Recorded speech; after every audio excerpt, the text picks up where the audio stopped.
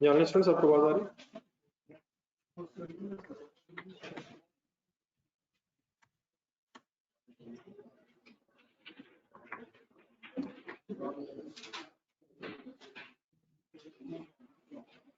ये मटेरियल से related questions करने को कहा था, स्टार्ट तो ले लिए ना?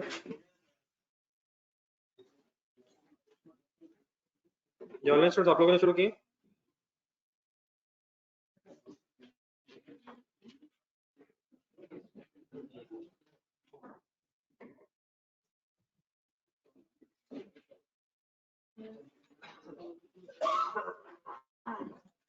ये कल वाला क्वेश्चन जरूर ठीक है जी, स्टैंडर्ड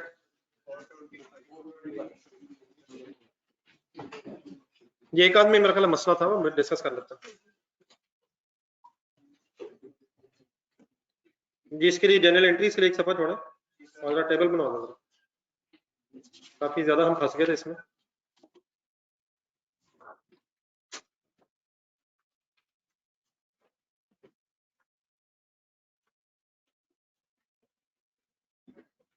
ये सब इकट्ठे हो गए जी, प्लीज पेज नंबर बता दो। Page number 425।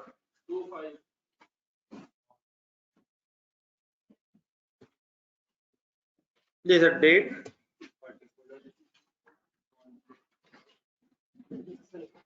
particulars,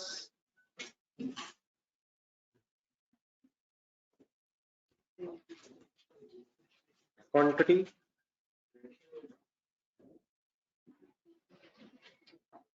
rate, amount।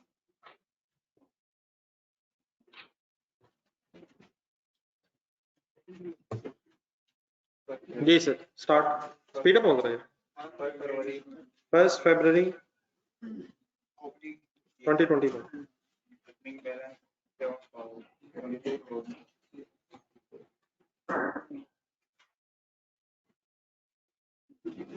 2,20,000, rate 7,000,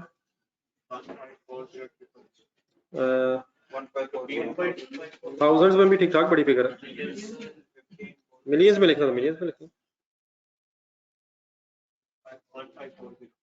millions में देख लीजिएगा। थाउजेंड ठीक है, ठीक है, जिनमें मिलियंस में करना, मिलियंस में परेशान हो गया सारा। जो मिलियंस में कर रहे हैं अलाउड है।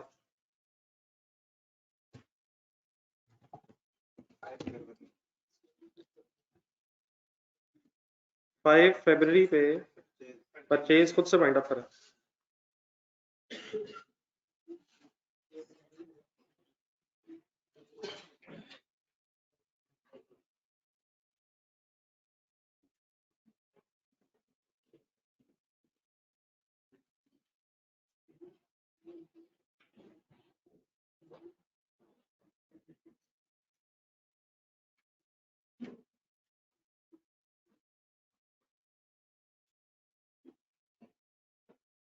हर स्टेप पे एक बैलेंस करना है।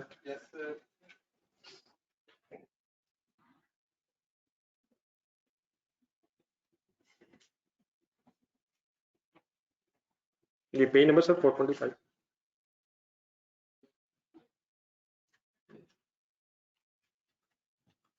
ये कल जो क्वेश्चन पढ़े थे।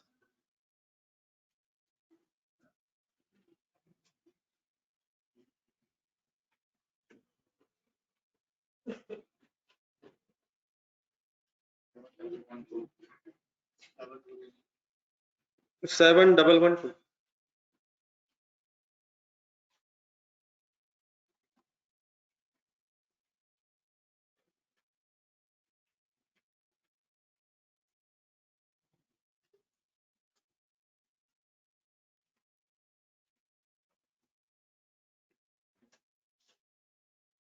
ये सबको पता जी रेट कैसे है, कैसे? लेकिन रुपीज इन थाउजेंड्स है, रेट फिर आपने अकॉर्डिंगली रुपीज में कन्वर्ट किया। 10 जनवरी को सेल्स हुई है, लेकिन सर ये टेबल बनाने का मकसद कुछ सेल्स निकालना नहीं है। नहीं नहीं, मतलब यहाँ पे सेल्स नहीं है, अगर रॉ मटेरियल है तो इशू टू प्रोडक्शन निकालना असल इशू है, और अगर ट्रेडिंग बिजनेस है तो सेल्स की कॉस्ट निकालना ही मकसद है। तो लिख तो हम बढ़ रहे हैं सेल। सेल तो सिंपली अगर सेल प्राइस आपको पता हो तो आप वैसे नहीं निकाल सकते, और साथ ही पता वैसे निकाल सकते। तो ये टेबल बनाने का क्या मकसद हुआ? 30 जनवरी को कितने यूनिट सेल हुए? इस टेबल बनाने का मकसद ये है कि जो 180,000 यूनिट सेल हो गए हैं, इनकी कॉस्ट क्या थी? तो आपको पता है इसकी कॉस्ट क्या थी? 7,000 थी या 7,200 थी? तो अगर वेटेड एवरेज मेथड है तो फिर एवरेज रेट थी। तो इस टेबल में अब सेल मैंने वर्ड लिखा तो है, लेकिन ब्रैकेट में लिखना है सेल्स की कॉस्ट फाइंड आउट करनी है। कल वाला एक टेबल निकाला था, कल वाले टेबल में क्या फाइंड आउट हो रहा था? नहीं, फाइंड आउट क्या हो रहा था? फाइंड आउट असल में दो तीन चीजें हुई है। नंबर एक, जो इशू है प्रोडक्शन, उसके लिए आपने एवरी रेट यूज किया। फिर अगर लॉस हो गया उसके लिए एवरी रेट की जरूरत पड़ी है। ठीक है, रिटर्न में तो शायद हमने सिंपली वो रिवर्स ही किया। तो ये जो असल असल चीज है, बाकी ठीक है लॉसेस भी हैं, लेकिन असल ये है कि रॉ मटेरियल जो इस्तेमाल हुआ है वो किस रेट पे इस्तेमाल हुआ है, और इसी तरह रॉ मटेरियल की जगह जो फिनिश गुड्स बेची हैं उनकी कॉस्ट क्या थी। सेल प्राइस तो आपको कहाँ से पता चल जाएगी? जिस प्राइस पे बेचा होगा। तो अगर वो गिवन होती भी, फॉर एग्जांपल इस डाटा में सेल प्राइस है ना, अगर होती भी तो वो यहाँ क्यों नहीं लिखनी? वो तो वैसे ही मतलब data debit sale credit entry हो जाएगी सेल प्राइस से। तो the purpose of this table, अगर मैन्युफैक्चरिंग बिजनेस है तो रॉ मटेरियल की इशूड कॉस्ट निकालना, और अगर ट्रेडिंग बिजनेस है तो सेल की कॉस्ट निकालना। तो ये काइंडली साथ मेंशन कर दीजिए। और ब्रैकेट क्यों लगा दिए मैंने? रेट कौन सा उठाऊं? रेट कौन सा उठाऊं सर? अगर फाइफो होता फिर भी आपको पता है, ढूंढना है, आपको पता है क्या ये ओपनिंग वाले सेल हुए होते सर, और अभी भी 40 वहां से बचे होते, फिर नेक्स्ट जो सेल होती है वो 40 वो भी होता। आंसर आ जाएगा 1280 160। ये ऑनलाइन स्टूडेंट्स बात समझ गए नहीं प्लीज? बैलेंस निकालते जाए। 320 जी, 227 5840।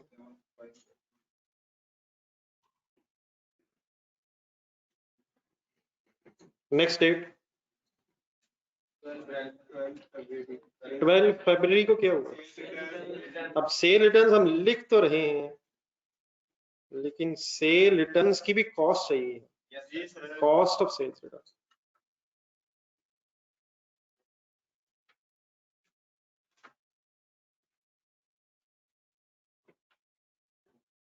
मेरा तो फिर परचेज रिटर्न लिखी हुई, आपने सेल रिटर्न बता दिया। Who is KL, who is KL? क्या कस्टमर ने रिटर्न्स की हैं? कितनी क्वांटिटी रिटर्न की है? सेल प्राइस ढूंढेंगे यहाँ, क्या ढूंढेंगे? कॉस्ट ऑफ सेल का रेट ढूंढेंगे, कॉस्ट ऑफ सेल का रेट ढूंढेंगे, जिस रेट पे कॉस्ट ऑफ सेल रिकॉर्ड हुई थी उस रेट को ढूंढेंगे। पॉजिटिव लिखेंगे नेगेटिव ढूंढेंगे? पॉजिटिव क्यों? गुड्स बढ़ रही है, इन्वेंट्री बढ़ रही है, तो एंट्री बताएंगे इसकी? ना करें सर, ना करें सर, यकीनन cell return debit debtor credit, लेकिन वो एंट्री किस अमाउंट से होनी है और वो इंफॉर्मेशन नहीं है। ये कौन सी एंट्री है? Inventory debit cost of sale, ये reversal of cost of cell.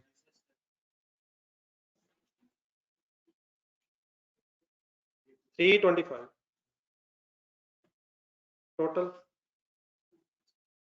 Amount देंगे 355। जाने देंगे। ओ बेटा वो तो ऊपर आ गया भाई यार, क्या हो गया है यार? दुनिया किधर से किधर निकल गई, मेरे कौन सा टोटल लिखवाई जा रहा है? 2311 411।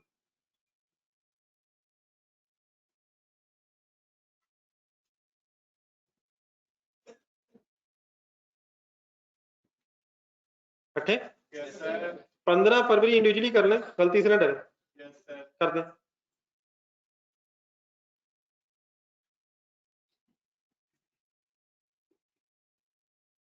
क्या हुआ इस दिन? परचेज रिटर्न कितनी? किसकी? कितना?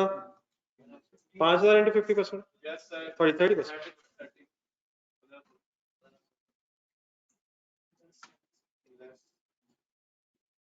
रेट 7,112। हाँ जी, ये वो है कल वाली बात। 7200। Supplier will take return at original purchase cost.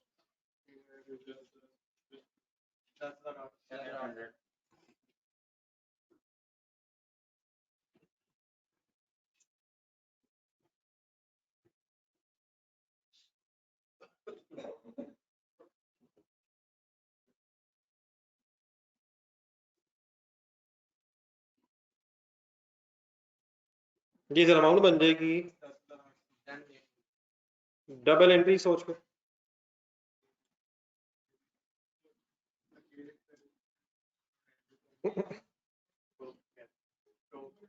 Work in process debit payable credit. और सर जी सीधी एंट्री सर, जब परचेज की तो एंट्री क्या होती है? परचेज की जगह इन्वेंट्री डेबिट कैश क्रेडिट या पेबल क्रेडिट उलट कर दे, परचेज रिटर्न हुई। क्या क्रेडिट क्या डेबिट? क्रेडिटर डेबिट, क्रेडिटर या कैश डेबिट, इन्वेंट्री क्रेडिट। सिर्फ इन्वेंट्री वर्ड हो गया, purchase purchase return. Material credit, inventory credit. क्या खरीदा था तो वापस कर दिया, चीजें खरीदी थी वापस कर दिया। क्या रेट रिवाइज करेंगे? करें।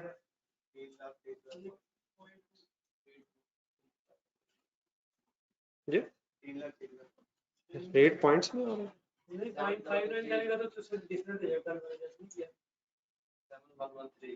क्या 2300 रेट बता दो। 711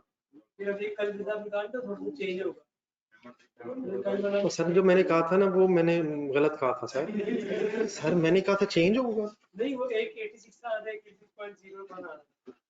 सर वो मैंने मजाकन लिखा। 0.01 लिखना जरूरी था सर जी, जाने दे गुस्सा सर, खुदा का नाम है सर। इसका मतलब डॉक्टर साहब ने यही कहा था कि ये जो रेट है ना ये पूरा लिखना जरूरी हो जाता है अगर परचेज रिटर्न में। भाईजान दुनिया वही की वही खड़ी है। 711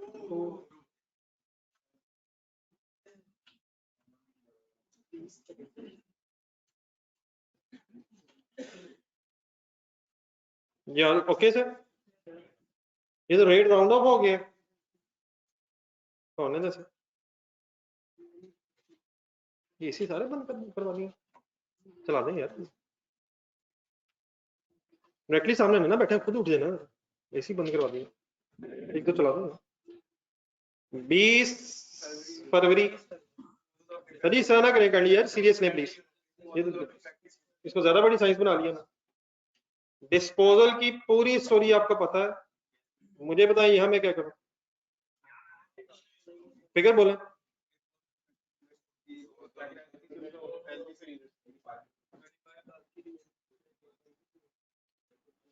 डिस्पोजल ऑफ डिफेक्टिव यूनिट्स कितने? Remaining how much?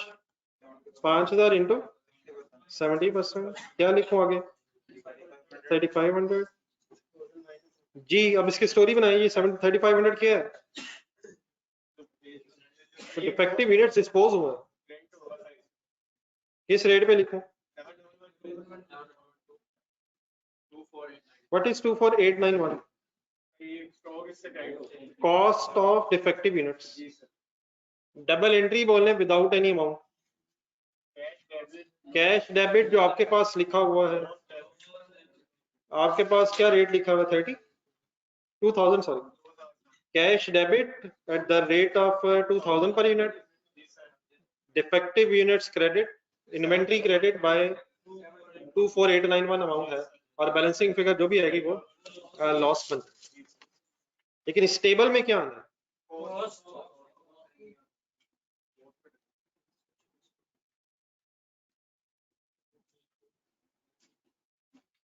ये बैलेंस निकाल लो 320,000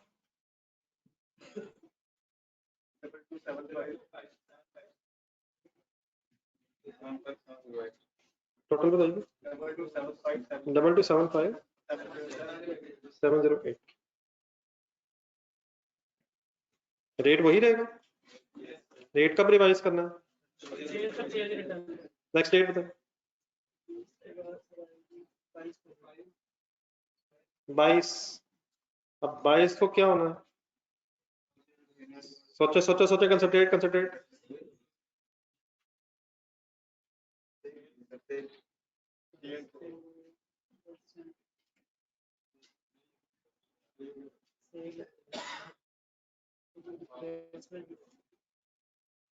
सेल हुई है परचेज हुई है लेकिन सेल की क्या लिखनी है कॉस्ट वो तो कहते रिप्लेसमेंट हुई है हमने रिप्लेसमेंट की है उन यूनिट्स की जगह जो हमने केएल को बेचे थे तो हमने रिप्लेसमेंट का मतलब हमने दोबारा चीजें भेजी हैं कितनी भेजी हैं अब 5,000 के सामने सेल प्राइस आनी है तो सेल प्राइस जो भी होगी शायद वो सेम रहेगी लेकिन उसकी इंफॉर्मेशन नहीं है उसकी हम एंट्री नहीं कर पाएंगे हम यहाँ क्या कैलकुलेट कर रहे हैं कॉस्ट ऑफ सेल अब ठीक है प्लीज है अप्रोक्सीमेटली 355,6 जरूर एंट्री बोल देना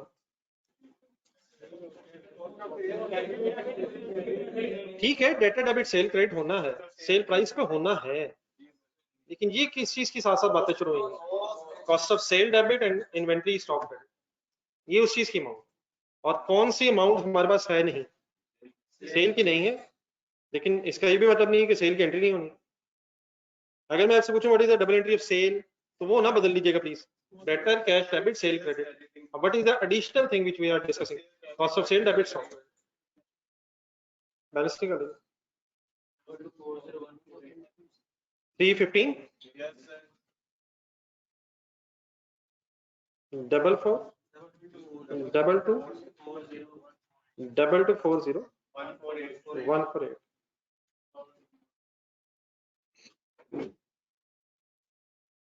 नेक्स्ट डेट वाइंड अप करें सर 25 को फिर मेरे ख्याल सेल हुई है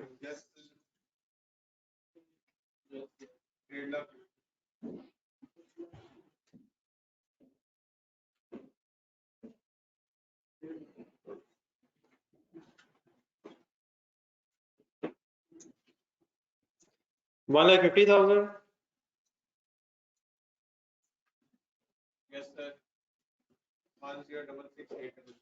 71112 1066 800 एक एंट्री बोल दें सिर्फ इस अमाउंट की cost of sale debit stock credit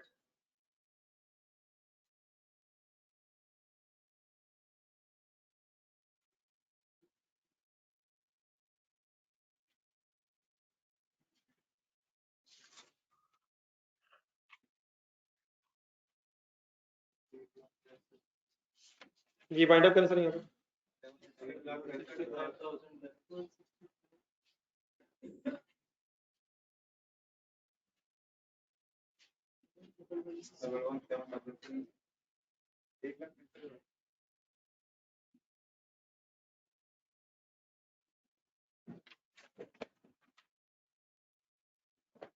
जाने से साथ है ना प्लीज यहाँ तक डिफरेंस बन गया है 165 65,000 रेट चल रहा है 112 7112 एंड 73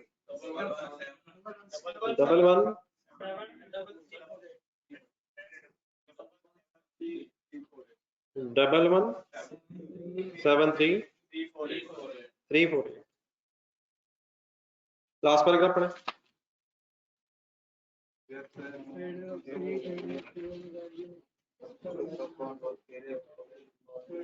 अब ये रेंट की बात आ गई जिसे कल आई थी शायद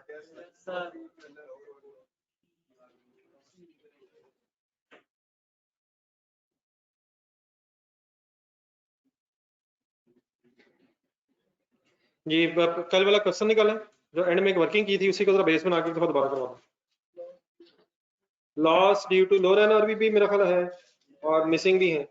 loss due to lower NRV,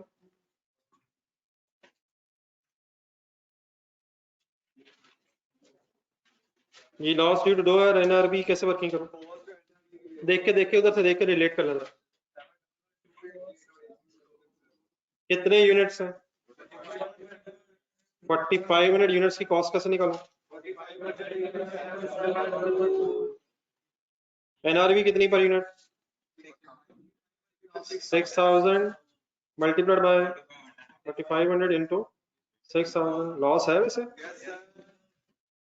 difference loss नहीं है, difference because of NRV lower loss है। सॉल्व करके मुझे आंसर बताओ।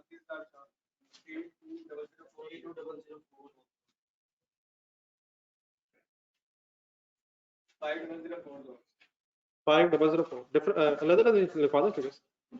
कॉस्ट कितना? 32 27,504। ये तो लॉस ड्यू टू एनआरवी है और missing 500 units, missing units, missing units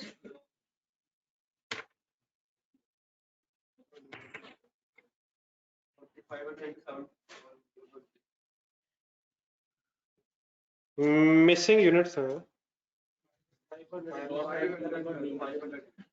500 into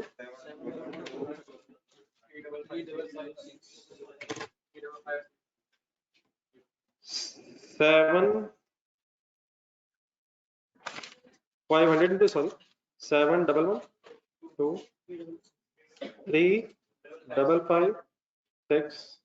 इसकी एंट्री कम से कम लिख लें, बाकी फिर इंशाल्लाह सब लिख लेंगे। चलो ये एंट्री जरा देख के, हाँ जी, कॉस्ट ऑफ सेल वाली भी एक स्टोरी बीच में ज़हन में लाया जो एनआरवी लॉस है। कॉस्ट ऑफ सेल डेबिट,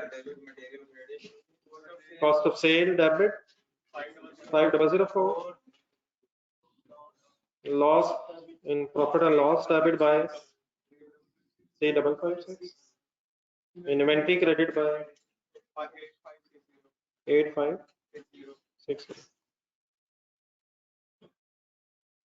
28 फरवरी के फाइनली एडजस्टिंग एंट्री हो जाएगी।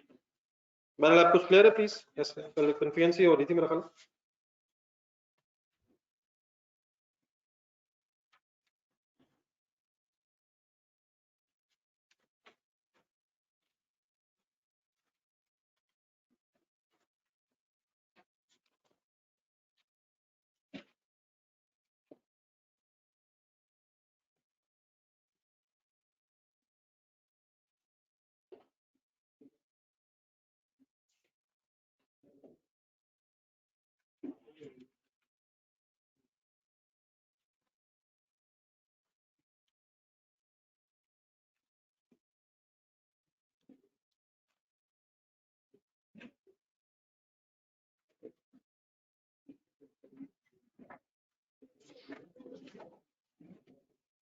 चलिए सर, ये काउंटिंग एंट्रीज की स्टोरी इसी को और कंप्लीट करें।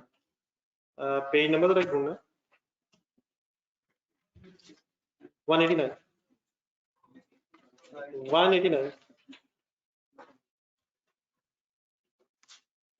जर्नलिस्ट थोड़ा साथ मिल के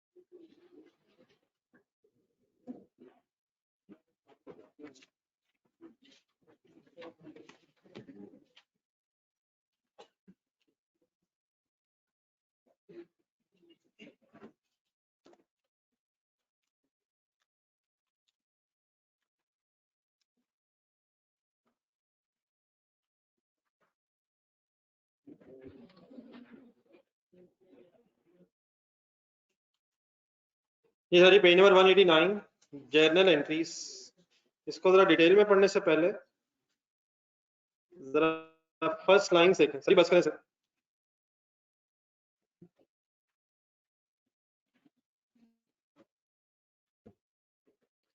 तो लेबर की एंट्री जरा ध्यान में लाएं जरा प्लीज। ये बातें सारी ना हुई हुई हैं, kindly take it as a revision as well. ये कब है ग्रॉस सैलरी? क्या मतलब है gross salary?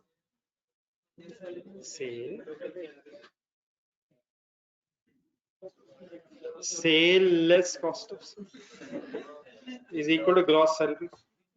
Gross salary employees में लाएं जरा, एम्प्लॉइज की टोटल सैलरी। लेकिन एम्प्लॉइज को समटाइम्स सैलरी देते हुए कुछ डिडक्शंस हो जाती हैं। प्रोविडेंट फंड डिडक्शन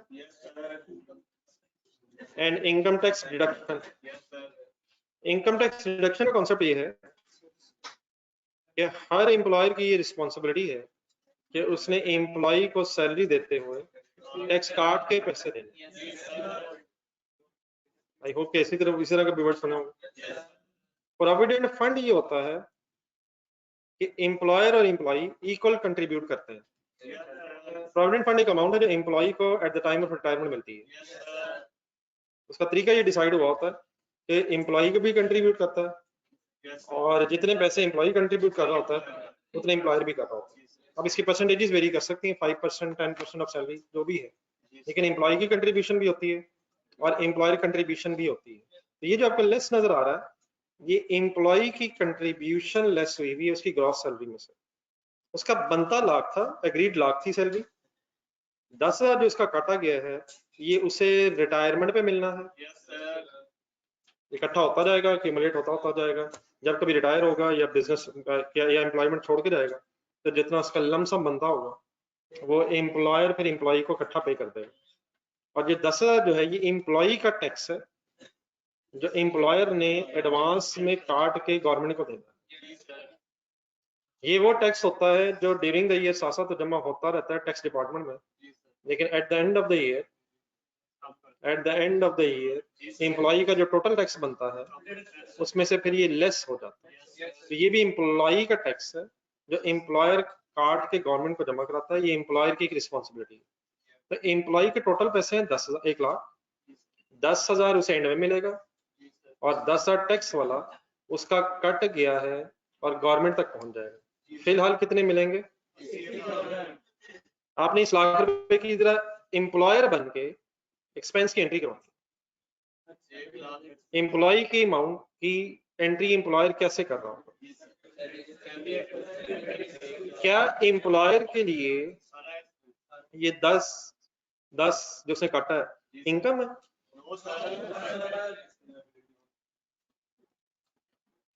नहीं, उसके लिए पूरा लाख एक्सपेंस है। 80,000 उसने एम्प्लॉय को फिलहाल देना है, बाकी 10,000 भी उसने एम्प्लॉय को देना है लेकिन बाद में देना है, और 10,000 भी एम्प्लॉयर ही दे रहा है जो उसके बिहाफ पे गवर्नमेंट को दे रहा है। तो what is the total expense? हाँ, इसका होगा क्या? Provident fund payable, P fund payable 10,000। ये एम्प्लॉयर ने किसको देना है? नहीं, एम्प्लॉय को ऐसे में इसका तरीका ही होता है, ये एम्प्लॉय के पैसों में से फिलहाल तो काट के हमने दिया नहीं है। वक्ती तौर पे ये फिर एम्प्लॉयर ने एक प्रोविडेंट फंड अकाउंट बना होता है उसमें पैसे जमा करने, फिर इतने ही पैसे एम्प्लॉयर ने अपने भी कंट्रीब्यूट करने, तो ये दोनों पैसे सॉर्ट ऑफ बैंक अकाउंट में चले जाते हैं, फिर वो इन्वेस्ट भी होते हैं, उस पर फर्दर रिटर्न जनरेट होता है, फिर वो एम्प्लॉइज के जो पैसे होते हैं वो एक्यूमुलेट होते रहते हैं और एंड में टोटल पैसे मिलता है। तो एम्प्लॉयर ने ये पेएबल टू प्रोविडेंट फंड पे करने। किसने किसको पे करना? एम्प्लॉयर ने फंड को पे करना इस वक्त, अल्टीमेटली उस फंड में से फिर एम्प्लॉय को पे करना। ये एम्प्लॉयर ने फंड बनाया होता है। आप जब बड़े हो जाएंगे तो ये इन प्रोविडेंट फंड की बुक्स का भी ऑडिट होता है। अब अगर एक ऑर्गेनाइजेशन को आप ध्यान बनाए तो उसमें 100-200 अगर एम्प्लॉइज हो तो सब एम्प्लॉइज का रिकॉर्ड रखना, फिर उनकी अमाउंट जो इन्वेस्ट हुई वो कहाँ गई, कैसे इन्वेस्ट हुई, फिर वो एम्प्लॉइज की कुछ रिप्रेजेंटेटिव होते हैं जो इस फंड को मैनेज भी करते हैं, तो इसकी भी फिर अलग बुक्स ऑफ अकाउंट्स बनते हैं। एम्प्लॉयर ने ये फंड को पैसे देने और जब तक नहीं देगा एम्प्लॉयर तो उसकी लायबिलिटी है किसकी तरफ? फंड की तरफ। फिर फंड में एक्यूमुलेट होके एम्प्लॉय को देने। अब इससे समझ लें फंड मींस एक बैंक अकाउंट, प्रोविडेंट फंड के बैंक अकाउंट में देने ताकि फिर वो इन्वेस्ट हो सके। तो दूसरा 10,000 है वो किसने किसको देना है? एम्प्लॉयर ने गवर्नमेंट को देना है, जब तक नहीं पे करेगा इनकम टैक्स पेबल की लायबिलिटी होगी। ये एम्प्लॉयर का अपना टैक्स है, एम्प्लॉयर का अपना टैक्स है, तो एम्प्लॉयर का इससे क्या कंसर्न? ये लॉ में जिम्मेदारी लगी हुई एम्प्लॉयर की, according to income tax ordinance employer ने एम्प्लॉय का टैक्स काट कर देना। तो जब तक ये पेमेंट नहीं होगी, अब ये लायबिलिटी टुवर्ड्स गवर्नमेंट है। जब पेमेंट हो जाएगी तब एंट्री क्या होगी? पेबल डेबिट कैश कर। लेकिन ये हम उस लम्हे की बात कर रहे हैं जब एम्प्लॉयर अपना एक्सपेंस रिकॉर्ड कर रहा है एम्प्लॉय की सैलरी और बाकी एसेज आ रहा है,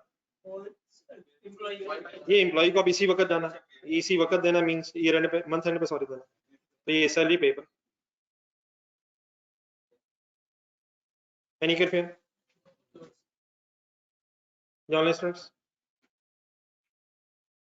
कोई नहीं, देखा मैंने आपकी तरफ है, ऑनलाइन स्टूडेंट्स को बुलाया, आपको देखो। लेकिन बात यहाँ खत्म नहीं है, अब ये एंट्री तो आपके पास लिखी हुई नीचे जरा रखें, समझ आती? तो इसको तो शायद ऐसे लिखने की जरूरत नहीं है, पहले वहां से देख लें। उसके नीचे में एक और एंट्री जरा सोचवानी है आप। ये मैं किसके एंगल से एंट्रीज कर रहा हूँ? Company employer. अब ये जो 10,000 प्रोविडेंट फंड है उसकी जरा नेक्स्ट गेम की तरफ आएगा। क्या ये प्रोविडेंट फंड एम्प्लॉय के पैसों से कटा हुआ है? ये जो 10,000 है ये किसके पैसों में से डिडक्शन हुई है? क्या एम्प्लॉयर ने भी इतने और देने? ये सिर्फ एम्प्लॉय कंट्रीब्यूशन है। एम्प्लॉयर भी 10,000 और जो देगा क्या इस लाख में शामिल है? वो अलग एक्सपेंस है। तो अब आपने मेरी एक एंट्री करवानी है एम्प्लॉयर कंट्रीब्यूशन की, और उसको फिर बाद में आप नोट कर लो।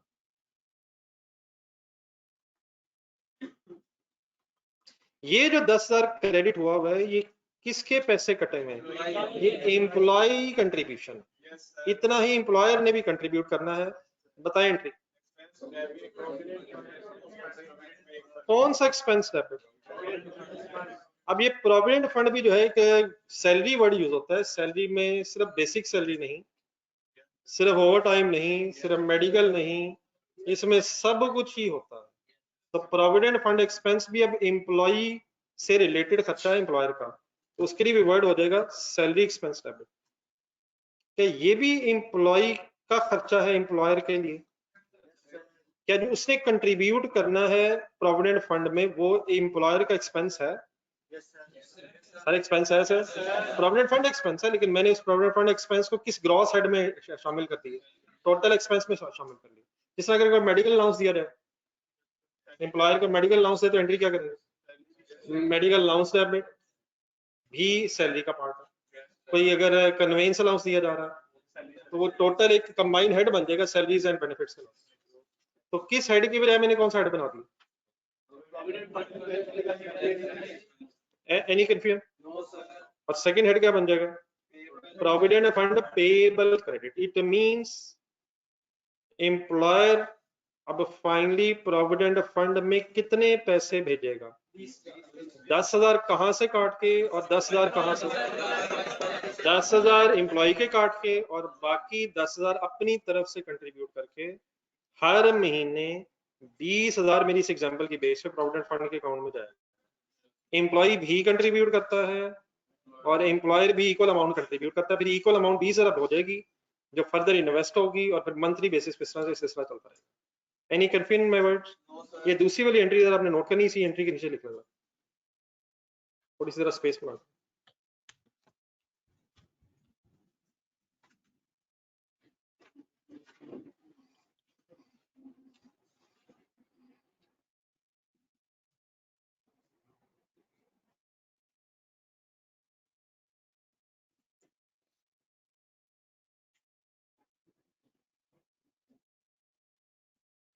ये जो छोटे छोटे सख्त काम हो रहे हैं ये आजकल, इनको प्लीज आपने सीरियस लेना है। ये हमारी चॉइस नहीं है कि सवाल कहाँ से आना है, ये चॉइस किसकी है? आयशा याद रखिएगा इसे।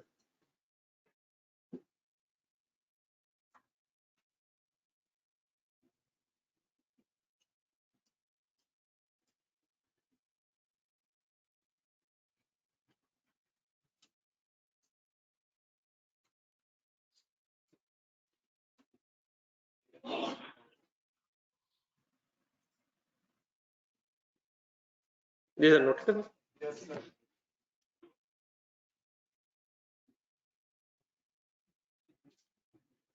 बिजी है सर।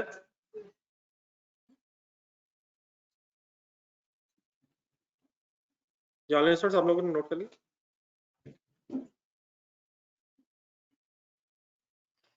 देन सर उसके नीचे कुछ वर्ड्स ऐसे लिखे हुए जिन्हें देख के आपने जाना है डर। इंटेग्रेटेड अकाउंट्स, इंटरलॉकिंग अकाउंट्स, इन सब को छोड़ के एंड में एक टेबल बना हुआ जनरल एंट्रीज का। पहले उसमें एक मिनट आते हैं, कितने कॉलम नजर आ रहे हैं एंट्रीज में? दूसरे और तीसरे कॉलम पे हरगिज इस वक्त नजर ना पड़े। बेस्ट ये जो भाई ने किए, बड़ा सा हाथ उठा के सिर्फ पहला कॉलम नजर आना चाहिए और कैलकुलेटर रख लें सबसे बेस्ट। और जो कॉलम नजर आ रहा है आपको लेफ्ट कॉलम, उसकी भी हेडिंग पे नजर ना पड़े और गेम शुरू हो गई। मटेरियल परचेज फ्रॉम सप्लायर की एंट्री पॉलिसी।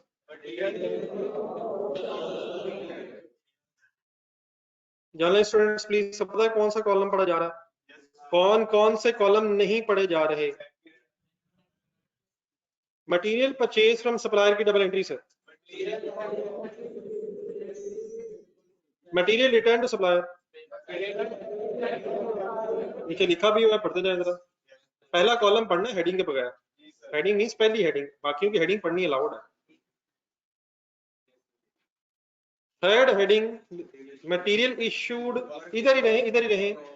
और एंट्री आगे क्या लिखी होगी जरा पढ़े। लेकिन सर इसमें गेम ये हो सकती है कि डायरेक्ट मटेरियल भी इशूड हो सकता है और इनडायरेक्ट मटेरियल भी इशूड हो सकता है। इस बात को जरा ध्यान में रखें नेक्स्ट पेज पे। और वंस अगेन कौन से कॉलम्स आप नहीं देखेंगे, सिर्फ वन देखेंगे। मटेरियल इश्यूड अगर डायरेक्ट है तो work in process debit material credit, और अगर इनडायरेक्ट मटेरियल इश्यूड है तो factory overheads debit and material credit. I hope को बचपन याद आ रहा है। और कंपाउंड करके अगर सोचा जाए तो work in process debit bye direct material, factory overheads debit bye indirect material and material account credit by total amount. आगे चलो।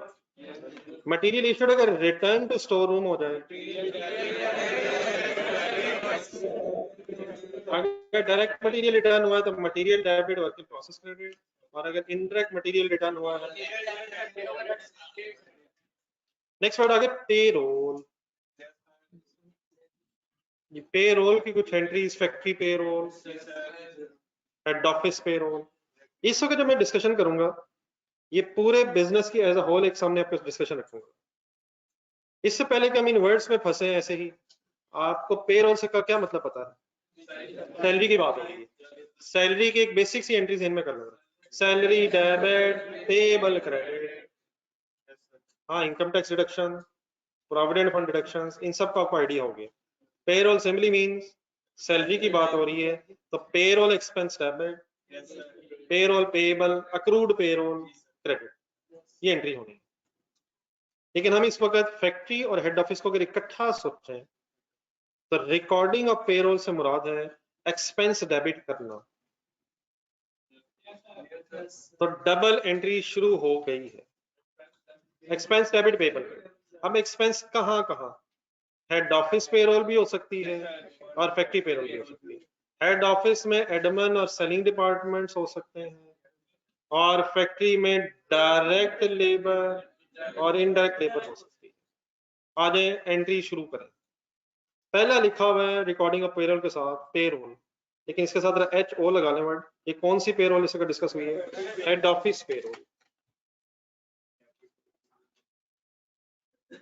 हेड ऑफिस पेरोल के साथ ब्रैकेट में लिखा हुआ है कौन कौन से एरियाज को हम हेड ऑफिस पेरोल में शामिल कर रहे हैं। Selling admin department, selling admin expenses, head office. Then आगे अगला हेड लिखा हुआ है फैक्ट्री पेरोल। अभी कंपाउंड एंट्री है, पूरे बिजनेस की कंपाउंड एंट्री हो रही है। फैक्ट्री पेरोल में क्या क्या इकट्ठा हो गया? तो क्या बिजनेस का टोटल सैलरी का खर्चा इन दो हेड्स में इकट्ठा हो गया सर? हेड ऑफिस का भी और फैक्ट्री का भी। फिर उसके अगेंस्ट कुछ तीन हेड्स क्रेडिट बने हुए, provident fund payable credit, income tax payable credit, और बैलेंसिंग फिगर से payroll payable means accrued payroll credit. करना आपने ये है कि जरा बोर्ड पे देखना, जरा ये जो हेड बने हुए इनके साथ आपने कुछ फिगर्स इसलिए अज्यूम करनी है ताकि हम जरा बात को सही अंडरस्टैंड कर लें। तो let's assume 1000 is head office payroll. Let's assume 2000 is factory payroll. Let's assume 100 is provident fund payable. Let's assume 80 is income tax payable. Balancing figure आपने जरा देख के बतानी है क्या बनेगी।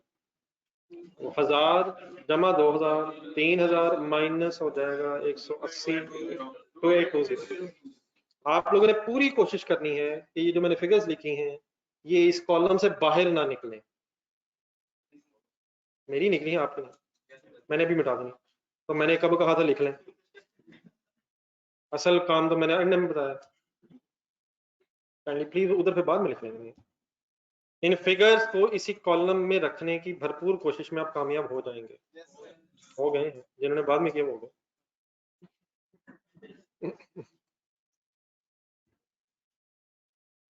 क्या फिगर्स ये हमेशा यही रहेंगी? अनफॉर्चुनेटली कोई पता नहीं, एंड में यही सवाल रह जाए। ये हेड ऑफिस की सैलरी रिकॉर्ड हुई है या फैक्ट्री की? बिजनेस एज अ होल की बात हुई है। इसी के नीचे आ रहे, और पहले जरा पिछला पेज पे जाए, जरा पिछले पेज पे जाए। जब मेरे पास सैलरी की आपको एंट्री बताई थी, फर्स्ट एंट्री, तो उसके में नीचे मैंने आपको एम्प्लॉयर की कंट्रीब्यूशन की भी एंट्री बताई थी। एम्प्लॉयर कंट्रीब्यूशन की एंट्री बोलो।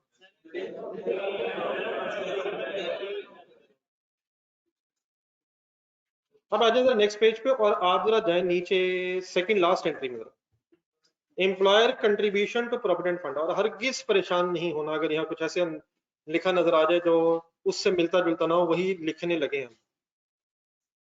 कौन सी हेडिंग में इस वक्त बेटा हम है? Employer contribution to provident fund पे गेम शुरू होने लगी है। We are discussing business as a whole.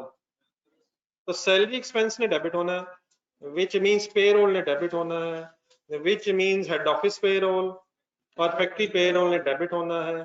पहले जरा बेसिक एंट्री सुने। Head office payroll debit, factory payroll debit, provident fund payable credit. Repeat कर दें एंट्री जब सुनिए आपने।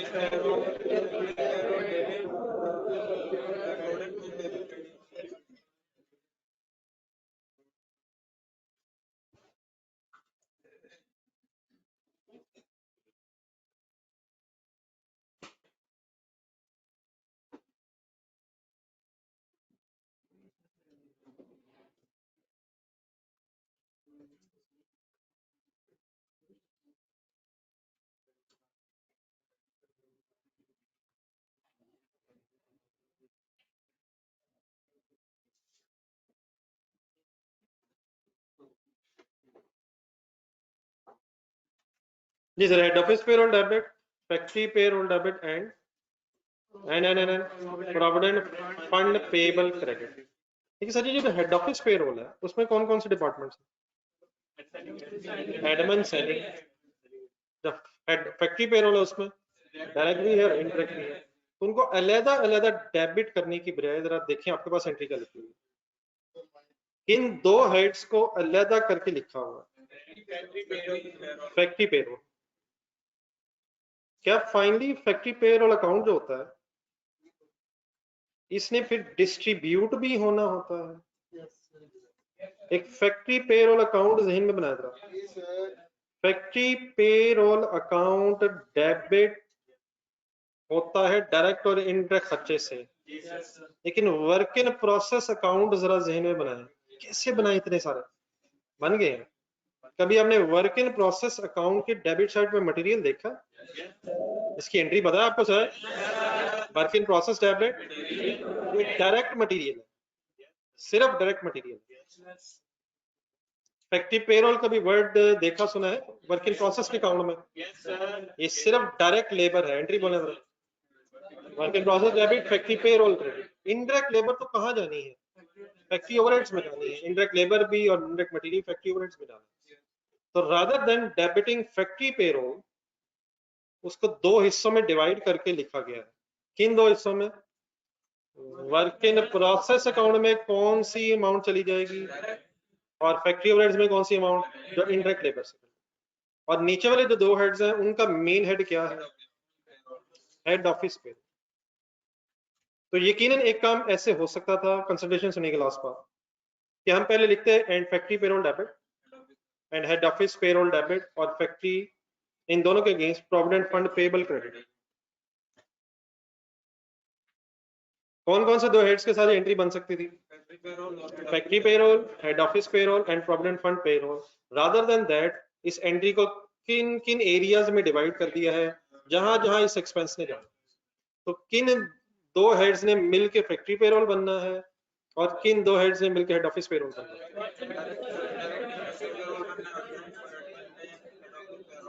तो इसको शायद एक ही एंट्री में इसी के टाइम शायद सेविंग हो जाएगी। Work in process debit bye direct employees, factory overheads debit bye indirect employees of the factory, head office में एडमिन एक्सपेंसेस में जो एम्प्लॉइज हैं और जो सेलिंग डिपार्टमेंट में एम्प्लॉइज हैं उनसे रिलेटेड जो जो एम्प्लॉयर कंट्रीब्यूशन होगी वो डेबिट होकर फिर प्रोविडेंट फंड पेबल क्रेडिट होता है। तो बाद में समझ आई किसी को? ऊपर वाली एंट्री में जा जरा, जो पहले भी थोड़ी देर पहले की थी, उसमें प्रोविडेंट फंड टोटल कितना था? वो 100 किसकी कंट्रीब्यूशन थी?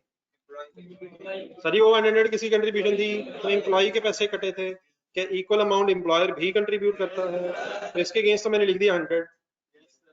अब ये 100 किस किस में ब्रेक होना है? नहीं, किस किस में ब्रेक होना है? जहां जहां ये होगा 100 टोटल एम्प्लॉयर कंट्रीब्यूशन है। Let's assume for a sake of discussion कि ये फिगर्स कुछ इस तरह से।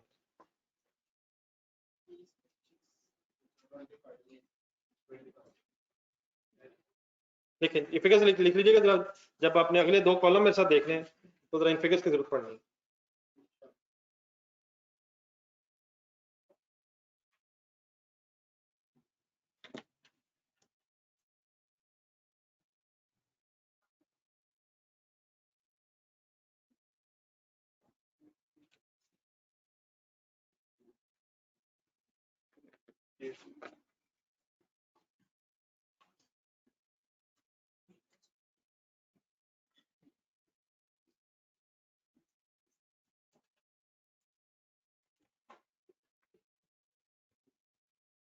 Any confusion in my words, sir? No, sir. Journalists?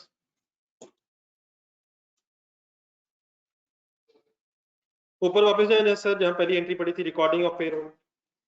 अगर कभी वर्ड आ जाए रिकॉर्डिंग ऑफ पेरोल तो आपके जहन में कौन सी एंट्री आएगी?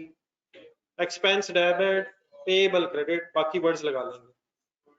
लेकिन नेक्स्ट स्टेज पे आता, क्या पेमेंट ऑफ पेरोल का भी स्टेप होगा कोई? क्या एंट्री हो जाएगी sir? Payable debit cash credit, accrued payroll debit cash credit. मेरी इस एग्जांपल के बेस पे कितने से? 2820 से 2820। देन फिर पेमेंट ऑफ डिडक्शंस,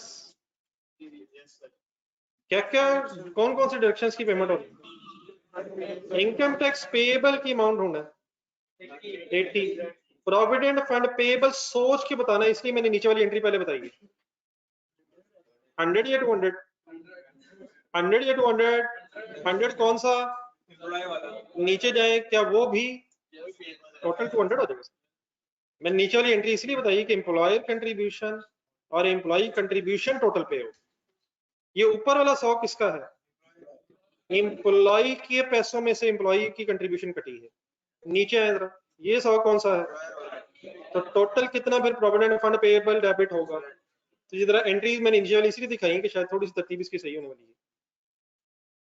और कैश टोटल क्रेडिट हो जाएगा 280 इन दिस केस। नहीं समझा? अच्छा भला 100 है, मैंने 200 कर दिए। 100 किसका था?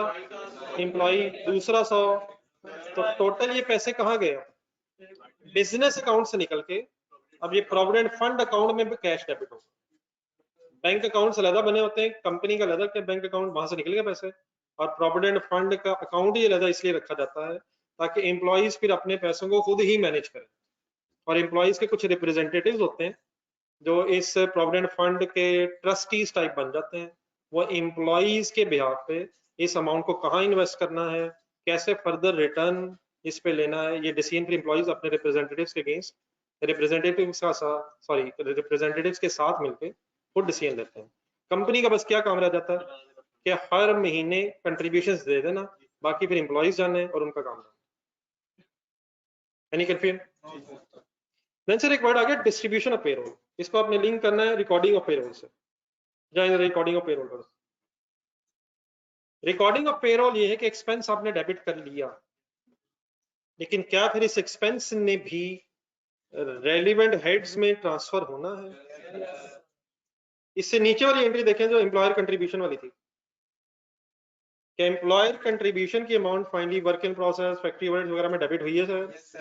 तो ऊपर जाए जो स्पष्ट एंट्री मैंने 1000 और 2000 के साथ की थी, उसमें पेरोल डेबिट हुआ था सर, लेकिन पेरोल का खर्चा अब वो किन हेड्स में डिस्ट्रीब्यूट हो जाएगा? एंट्री बनाए जरा, सेलिंग एक्सपेंसेस डेबिट, ऊपर देखिए selling expenses debit, admin expenses debit और हेड ऑफिस पेरोल क्रेडिट। इस एंट्री का मकसद क्या है कि जो टोटल एक्सपेंस रिकॉर्ड हुआ था वो डिस्ट्रीब्यूट हो जाए जिन जिन हेड से रिलेटेड। तो what is the first step? Recording. And what is the next step? Distribution. Distribution क्या होती है? खर्चा जहां का है वहां ब्रेक करते हैं। ऊपर जो है बताएं हेड ऑफिस पेरोल को कितने से आपने डेबिट किया? नीचे जरा बोर्ड पे देखें, मेरी इस एंट्री में 1000 हेड ऑफिस पेरोल के अगेंस्ट क्रेडिट हो जाएगा और उसके अगेंस्ट सपोज 400 एंड 600 कहां डेबिट हो जाएगा? सेलिंग यूनिट में। कंप्लीट करवा दो जरा। ऊपर फैक्ट्री ऑफ पेरोल ढूंढा, 2000 फैक्ट्री पेरोल में आ गया और let's assume 1400 is direct salary and the remaining 600 is indirect salary. क्या ये कंपाउंड एंट्री बैलेंस होनी चाहिए सर? क्या चीज कहां से कहां चली गई? फैक्ट्री पेरोल और हेड ऑफिस पेरोल अपने अपने हेड से निकल के रेलिवेंट हेड्स में जहां जहां थे वो डिस्ट्रीब्यूट हो। So this entry is called as distribution of payroll, नहीं compound entry of distribution of payroll.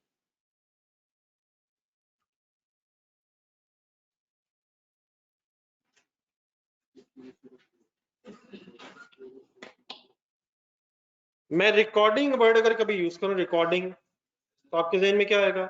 Expense को डेबिट करना, सैलरी एक्सपेंस को डेबिट करना।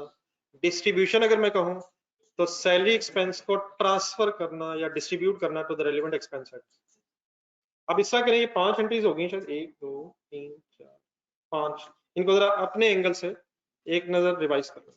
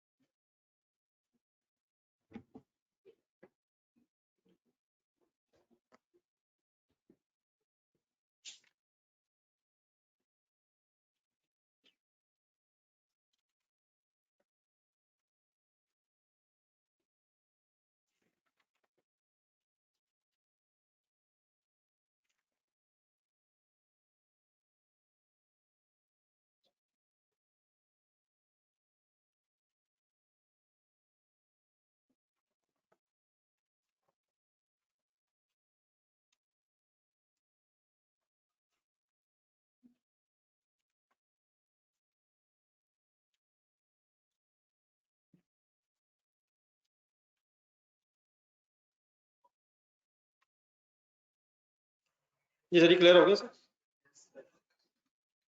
पेज के एंड पे आते sir,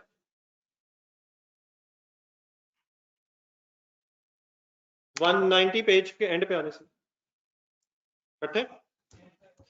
factory unit applied to production sir, entry sir, work in process debit, factory overheads credit.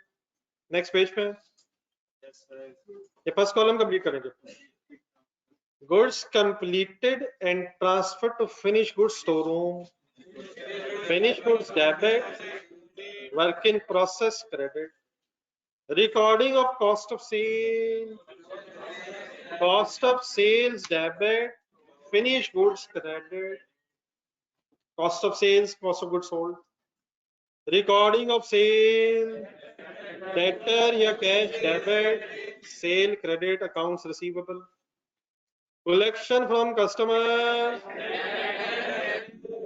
cash debit, debtor credit, payment of accounts payable, payable debit, cash credit, recording of depreciation, आराम से पहले जज्बाती नीचे ना देखें, depreciation की entry ना आना, depreciation की entry, depreciation debit, accumulated depreciation credit, लेकिन 5 मेन लेजर्स किस जमाने बनाए थे, फैक्ट्री ओवरहेड्स का लेजर लाएं जरा ज़हन में, क्या उसमें डेप्रिसिएशन आ जाती है, उसको ज़हन में रख के जरा पढ़ें। Next, factory overheads debit and accumulated depreciation, लेकिन depreciation is transfer to factory overheads.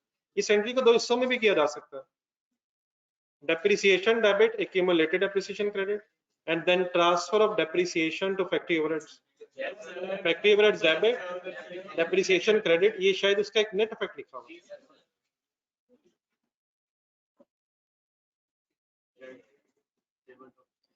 Payment of other factory overheads के अलावा रेंट वगैरह है, इंश्योरेंस है, तो जो एक्सपेंसेस हैं वो, अब इसको भी दो हिस्सों में लिखा जा सकता है, एक्सपेंस डेबिट, पेबल क्रेडिट, और then transfer of those expenses to factory overheads debit और expenses credit, rent, insurance, electricity वगैरह वगैरह। सर जी याद आ जाएगा सर। नेक्स्ट, अंडर और ओवर अप्लाइड की एंट्रीज लिखी हुई है, लेकिन वहां देखने के बजाय अपने जहन में लेजर बनाए और ओवर अप्लाइड की सोच के एंट्री बताएं।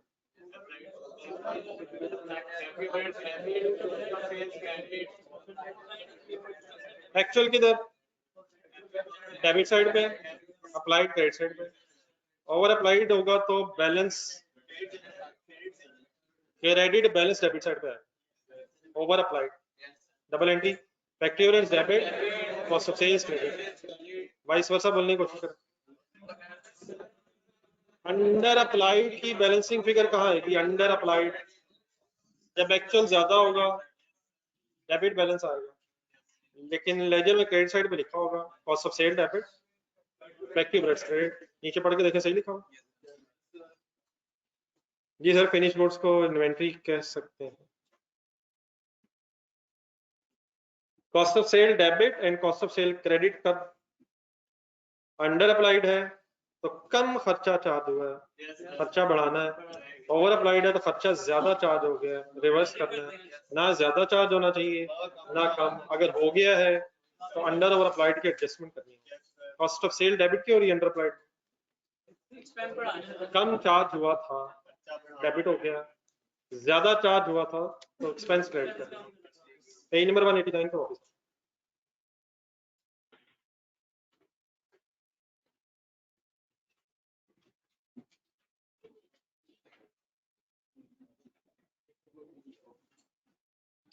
नहीं, इंटरलॉकिंग वगैरह ऐसे ही अभी परेशान होने की जरूरत नहीं है। सिंपल सर, अब कॉन्सेप्ट इसका ये है कि अगर तो फाइनेंशियल अकाउंटेंट और कॉस्ट अकाउंटेंट एक ही साहब हो, हिसाब मसला है। फाइनेंशियल अकाउंटेंट होता है जो एक्सटर्नल यूजर्स के लिए फाइनेंशियल स्टेटमेंट्स बनाता है, journal, ledger, trial, financial statements. Cost accountant वो होता है जो आप बन रहे हैं कुछ अरसे से इस क्लास में, कॉस्ट ऑफ गुड्स मैन्युफैक्चर्ड का हिसाब रखना, वेरिएंस एनालिसिस करना, मैन्युफैक्चरिंग बिजनेस की बहस, डिसीजन मेकिंग्स करना, इंटरनल ऑर्गेनाइजेशन का जो स्ट्रक्चर है उसको चलाना, इंटरनल यूजर मैनेजमेंट को इंफॉर्मेशन देना कि बिजनेस ऐसा चल रहा है, इसे ऐसा चलना चाहिए, बेहतर है, फिलहाल ये हो रहा है, इसे इंप्रूव करें वगैरह वगैरह। तो एक्सटर्नल यूजर्स के लिए फाइनेंशियल अकाउंटिंग और इंटरनल यूजर्स के लिए कॉस्ट अकाउंटिंग। तो अगर तो एक्सटर्नल यूजर्स के लिए फाइनेंशियल अकाउंटेंट और इंटरनल यूजर्स के लिए कॉस्ट अकाउंटेंट एक ही साहब है, तो वो तो यही एंट्रीज करेंगे जो आपने पढ़ ली। कौन कौन कंबाइंड है तो फिर जो एंट्रीज पढ़ी है वही है। अगर ये दो functions, cost accounting function and financial accounting function इकट्ठे हैं, इंटीग्रेट हैं, तो आपने एंट्रीज पढ़ी है इंटीग्रेटेड सिस्टम, इकट्ठे हैं। फर्स्ट कॉलम दोबारा देखें, उसकी अब हेडिंग पढ़ने की पोजीशन में आप आ गए, इसे इंटीग्रेटेड अकाउंट्स कहते हैं। इंटीग्रेटेड अकाउंट्स मींस कौन कौन से अकाउंट इकट्ठे हो गए, financial accounts, and cost accounts are combined. ऊपर आए जरा, इंटीग्रेटेड अकाउंट से हेडिंग दिखे, मिली कहीं? मिल गई सर। क्या लिखा नजर आ रहा है? Set of accounting records that provide information for both financial accounting and cost accounting. अगर ये दोनों फंक्शन कंबाइंड है तो this is called as integrated accounts. और अगर आपको नहीं पता कि सेपरेट है या अलग है, आप अज्यूम करेंगे कि इकट्ठे ही हैं, सेपरेट या इकट्ठे हैं, तो आप इकट्ठे ही हैं, आपने हमेशा ये एंट्रीज करनी है। लेकिन एक तरीका ये भी होता है कि कॉस्ट अकाउंटेंट फैक्ट्रीज में अलग और फाइनेंशियल अकाउंटेंट हेड ऑफिस में अलग अलग अपने अपने फंक्शंस परफॉर्म कर रहे होते हैं। ये जब बिजनेसेस के सेटअप्स बहुत बड़े बड़े होते हैं, बड़ा फैक्ट्री सेक्टर, हेड ऑफिस की अपनी जिम्मेदारी है, तो देन फिर अलग अलग समझ लें 2 अकाउंटेंट्स हो गए, हेड ऑफिस में फाइनेंशियल अकाउंटेंट और फैक्ट्री में कॉस्ट अकाउंटेंट अपना अपना रोल अलग अलग अगर परफॉर्म कर रहे हो तो फैक्ट्री अकाउंटिंग की जिम्मेदारी कॉस्ट अकाउंटेंट पे, और financial accounting means financial statements finally बनाना, ये फिर फाइनेंशियल अकाउंटेंट का काम हो जाता है। इन दैट केस फिर फैक्ट्री अकाउंटेंट अपनी अकाउंटिंग करता है और हेड ऑफिस अकाउंटेंट अपनी अलग अकाउंटिंग करता है। क्या 2 बिजनेसेस हो गए हैं? एक ही बिजनेस के 2 हिस्से हो गए हैं accounting point of view, factory accounting and head office accounting. अगर सेपरेट हो जाए तो इसको बोला जाता है ये इंटरलॉकिंग सिस्टम है। ये आपस में कंबाइन तो हो जाते हैं लेकिन इन्हें करना पड़ता है। वो कैसे, वो फिर मैं बाद में बताता हूँ। लेकिन इंटरलॉकिंग का मीनिंग, मतलब इन वर्ड्स के मीनिंग की बजाय इसमें होना क्या, पहले वो फाइनल करना है। ऊपर ढूंढने दो हेडिंग, इंटरलॉकिंग अकाउंट्स। इंटीग्रेटेड क्या आते हैं वैसे? इंटरलॉकिंग में क्या होना है पहले ये बढ़ना, cost accounting records kept in factory are separate from the financial accounting records kept in head office. कौन से रिकॉर्ड्स कहां, कौन से रिकॉर्ड्स कहां? अब अल्हम्दुलिल्लाह आपने सिर्फ ये याद रखना है कि फैक्ट्री में इस केस में बस 5 लेजर बनने, 5 मेन लेजर बस फैक्ट्री में बनने हैं। उसके अलावा जितने लेजर है वो फिर हेड ऑफिस अकाउंटेंट बनाएगा। तो हमने बस जहन में ये रखना होगा कि in this case interlocking system अगर सेपरेट अकाउंट्स है तो 5 लेजर्स जो फैक्ट्री में बनने हैं वो मेन वो है जिनका हमें बार बार पता है, material, payroll, factory overheads, work in process and finish goods. Material, labour, overheads और फिर work in process and finish goods. नीचे ढूंढना ऐसे लिखा हुआ। इन 5 लेजर्स के अलावा जो भी लेजर आए वो कहां बनेगा? Head office. अब आ जाए नीचे जो टेबल बना हुआ, ये ऑनलाइन स्टूडेंट्स यहां तक साथ है? 5 काइंडली गिन लीजिएगा। यही 5 मैंने बार बार आपसे पूछने हैं और इंशाल्लाह आपने बार बार बताई जाने। अब इस वक्त आपने किसी भी कॉलम पे कुछ नहीं रखना, तीनों सामने है। इसको कोई रट्टा लगाने की जरूरत नहीं है। अगर इंटीग्रेटेड अकाउंट्स की एंट्रीज आती हो तो इंटरलॉकिंग एंट्रीज बनाना कोई इशू नहीं। आप पहली एंट्री की हेडिंग बोलें क्या है? मटेरियल परचेज की एंट्री बोला। मैं इस इंटीग्रेटेड अकाउंटिंग एंट्री को इंटरलॉकिंग सिस्टम में कैसे रिकॉर्ड करते हैं ये आपके सामने बोर्ड पे लिखने लगा हूं। आपका ध्यान इंटीग्रेटेड पे ही रहे। बोर्ड पे देखें, फैक्ट्री बुक्स अलग हो गई, हेड ऑफिस बुक्स अलग हो गई। सर जी ठीक है सर। अब मटेरियल परचेज और एंट्री बने, मटेरियल डेबिट, पेबल या क्रेडिटर्स क्रेडिट। क्या मटेरियल का हेड फैक्ट्री बुक्स में होता है? तो मटेरियल डेबिट हो गया। क्या इंटीग्रेटेड अकाउंटिंग भी और इंटरलॉकिंग भी हो रही होगी? नहीं ये बताया ना, इंपॉर्टेंट सवाल। या इंटीग्रेटेड हो रही होगी या इंटरलॉकिंग हो रही होगी। तो हमारा काम सिर्फ ये है कि इंटीग्रेटेड ध्यान में रखें और इंटरलॉकिंग में एंट्रीज बना लें।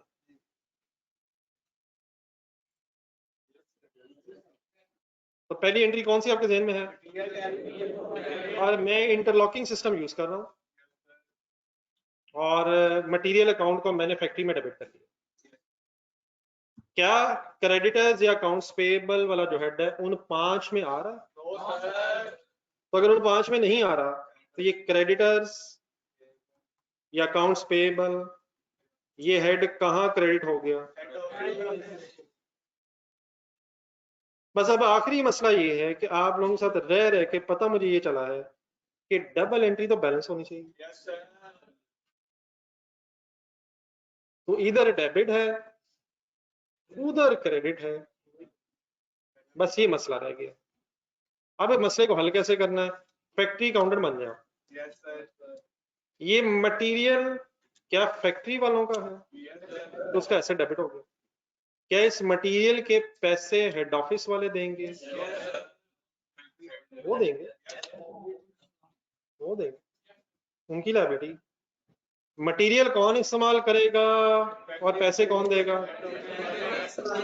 एक ही बिजनेस के दो हिस्से हो गए, अलग अलग अगर हम सोचें तो क्या इस केस में ईमानदारी का तकाजा भी ये है कि फैक्ट्री वाले हेड ऑफिस वालों को इसके पैसे दें? मटेरियल कहाँ है, इसके पैसे कौन देगा? तो फिर होना क्या चाहिए? फैक्ट्री को चाहिए कि वो ये पैसे हेड ऑफिस वालों को पे करे और हेड ऑफिस को चाहिए कि अपने ये पैसे जो उसने सप्लायर को पे करने हैं किससे रिसीव करे। एक ही बिजनेस के दो हिस्से हो गए हैं। मटेरियल कौन इस्तेमाल करेगा और देयरफॉर फैक्ट्री वाले किसको पैसे देंगे और पेमेंट कौन कर रहा है, किसके बिहाफ पे? तो हेड ऑफिस वाले किससे फिर अपना रिसीवेबल रिकॉर्ड कर लेंगे? फैक्ट्री से। Means to say double entry कैसे बैलेंस होगी? Payable to head office, payable to head office से मुराद मटेरियल किसका, पेमेंट कौन? तो देयरफॉर फिर इंटरनल रिसीवेबल और पेएबल्स की एक स्टोरी आ जाएगी जो हजरत F2 में है। इससे आगे वही है जो आपको पता है, ये इंटर कंपनी ट्रांजैक्शन है, बाद में वो हो जाएगा, बच्चों को भी तंग नहीं करना है। किसने किसके पैसे देने हैं? फैक्ट्री ने अपने मटेरियल के अगेंस्ट हेड ऑफिस को देने हैं और हेड ऑफिस ने यकीनन सप्लायर को देने हैं, लेकिन मटेरियल तो उसके पास नहीं आया। मटेरियल तो किसके पास गया है? किसके पास गया है? फैक्ट्री के पास, फैक्ट्री वालों के पास। तो हेड ऑफिस वाले डबल एंट्री कैसे बैलेंस करेंगे? Receivable from factory. क्या जरूरत पड़ी इस डबल एंट्री के अलग अलग करने की? नहीं, मतलब रिकॉर्डिंग अलग हो रही है, हेड ऑफिस अलग है, फैक्ट्री अलग है। तो फैक्ट्री वाले जो रिसोर्सेज इस्तेमाल करेंगे जिनके अगेंस्ट पैसे हेड ऑफिस दे रहा है तो उसके अगेंस्ट अपने एक पेएबल रिकॉर्ड करेंगे और हेड ऑफिस वाले जो जो पैसे दे रहे हैं फैक्ट्री के बिहाफ पे उसके अगेंस्ट रिसीवेबल रिकॉर्ड करेंगे। यहाँ तक सेंस समझ आइए? आखिरी ये है कि ये जो रिसीवेबल और पेएबल हमने वर्ड लगाया है ये बिल्कुल ठीक है, लेकिन इसकी जगह एक वर्ड इस्तेमाल होता है journal laser.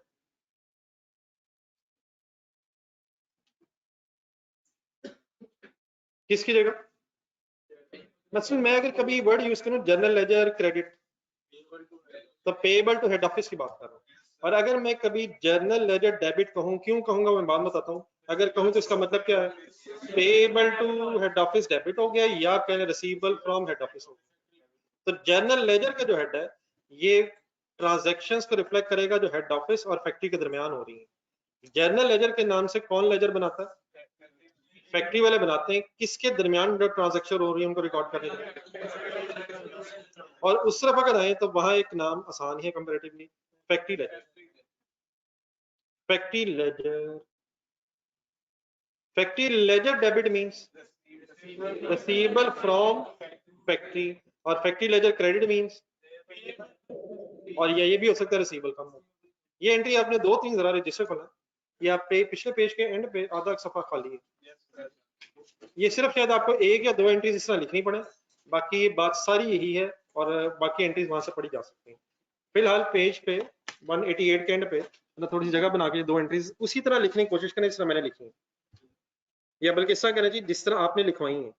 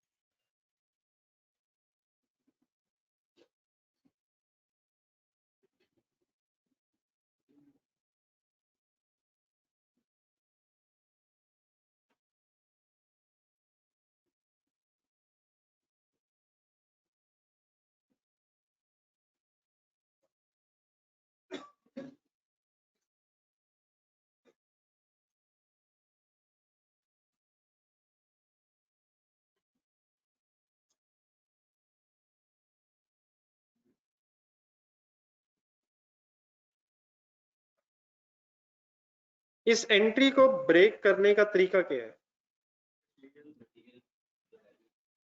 Integrated head integrated entry जेन में और फिर 5 हैश बस जेन में और उसका ब्रेक कर दिया जाए।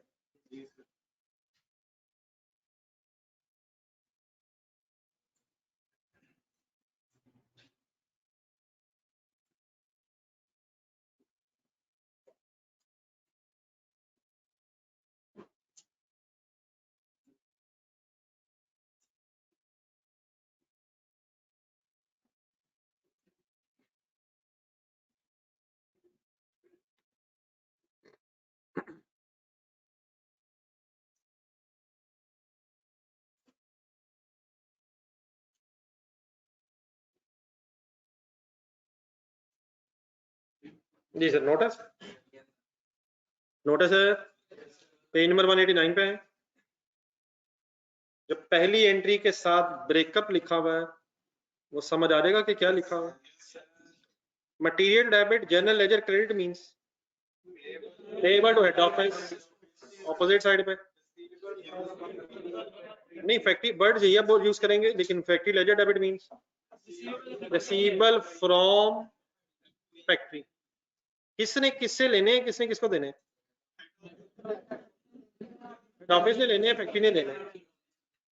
जी साथ है। वंस अगेन अब आपने सेकंड और थर्ड कॉलम पे दोबारा हाथ रख लेना। मटेरियल रिटर्न टू सप्लायर हो गया, इंटीग्रेटेड एंट्री जरूर देखनी है और एंट्री बोलनी है।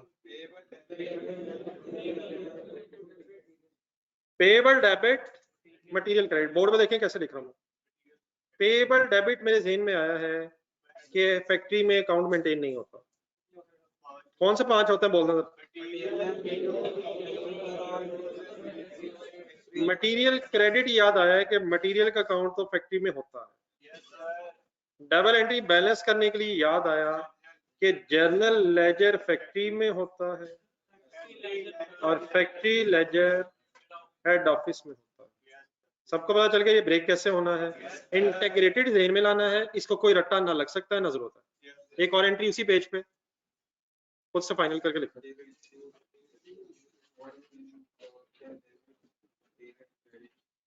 नहीं यही वाली एंट्री है, वो मटेरियल इशू तो आगे मेरे साथ यही वाली एंट्री जो मुझे लिखवाई है, एक और अपने हाथ से प्लीज नोट करें। 2-3 मुझे और करवा दें, उसके बाद फिर मेरा ख्याल है आप खुद ही बताइएगा।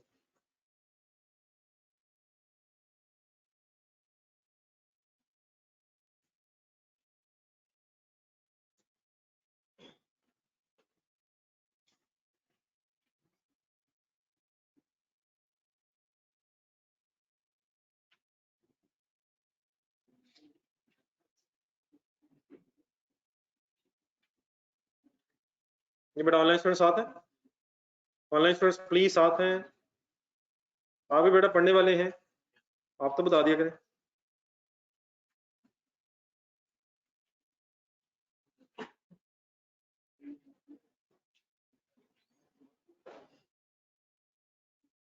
जी डन है सर, नोटेड है सर। थर्ड एंट्री सर,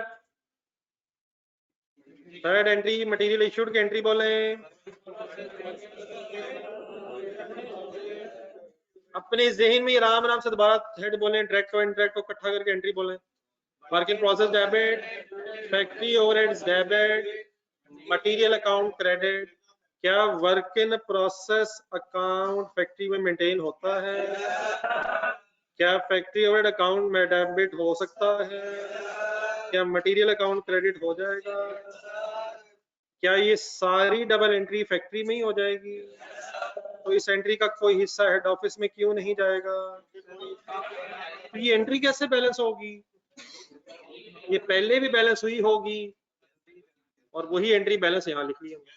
क्या ये इंटीग्रेटेड एंट्री ही फैक्ट्री बुक्स में एज इट इज डेबिट हो जाएगी? इन अदर वर्ड्स इस एंट्री का किससे कोई काम नहीं है? हेड ऑफिस वालों से कोई काम नहीं। कहाँ मटेरियल इशू हुआ? फैक्ट्री में। कहाँ कहाँ गया? प्रोडक्शन डिपार्टमेंट में एंड फैक्ट्री ओवरहेड्स में चला गया और एंट्री यहीं खत्म हो गई। जीएल और एफएल मींस जनरल लेजर और फैक्ट्री लेजर, ये कब आएगा? अगर तो एंट्री है ना बैलेंस रहेगी तो आएगा। अब मेरी एंट्री में ना फैक्ट्री लेजर आया या जनरल लेजर आया, इसका कोई पेएबल रसीबल नहीं है। ये सिंपली किसने क्या इस्तेमाल कर लिया? फैक्ट्री वालों ने अपना मटेरियल इस्तेमाल कर लिया। इससे अब हेड ऑफिस का कोई कंसर्न नहीं है। डन हो गया। एक और लिखने जगह है, एक और एंट्री वहां लिखने की जगह है, बल्कि एक और है, एक और भी है, और एक और की जरूरत नहीं है, बस एक और चाहिए।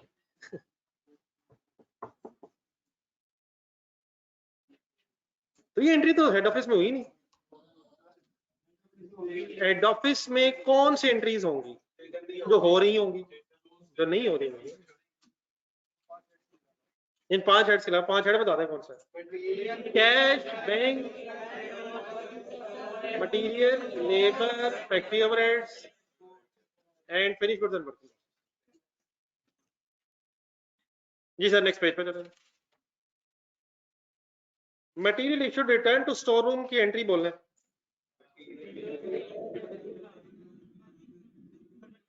और नेक्स्ट कॉलम में देखें, क्या फैक्ट्री में ही एंट्री होगी?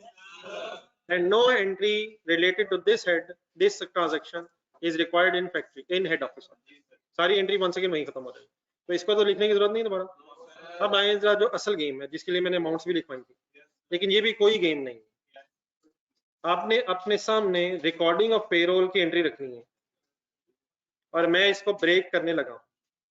किस किस बुक्स में? Factory books and head office books में। जी सर, रिकॉर्डिंग ऑफ पेरोल की एंट्री आपके पास लिखी हुई है। बोलना शुरू करें राम राम से, एक हेड देखते हैं। बस एक हेड, बस एक हेड के बाद रुक जाना। हेड ऑफिस पेरोल, मुझे याद आया कि इसका कोई काम फैक्ट्री में नहीं है। फैक्ट्री में फैक्ट्री पेरोल का काम है। अमाउंट इसकी मुझे बता दी आपने 1000। फैक्ट्री पेरोल मुझे याद आया कि 5 में है, तो इसलिए मैंने उसको डेबिट कर दिया फैक्ट्री में 2000। क्या देख रहे हैं आप और क्या बनवा रहे हैं?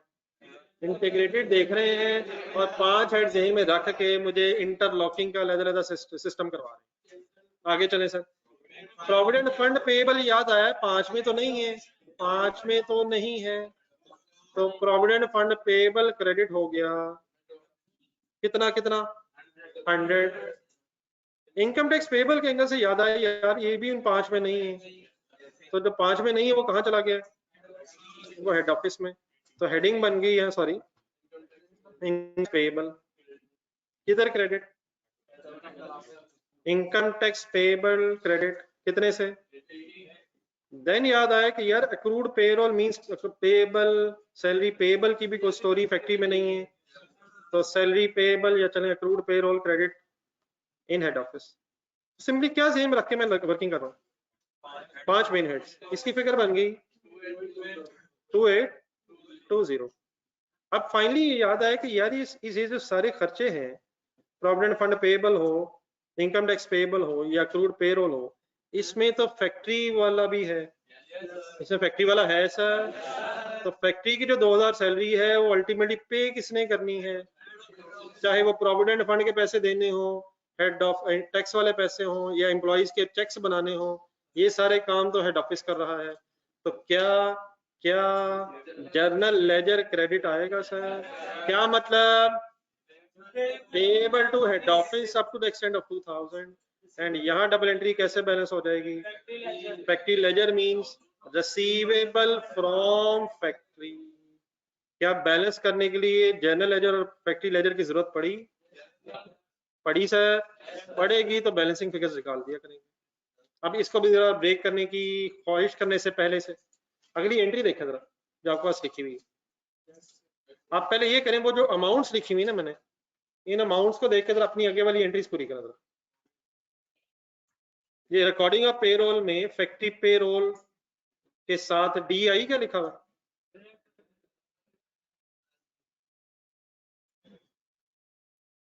तो 2000 इधर और उधर जरा फिगर अपनी पूरी कर लो जरा हेड ऑफिस में।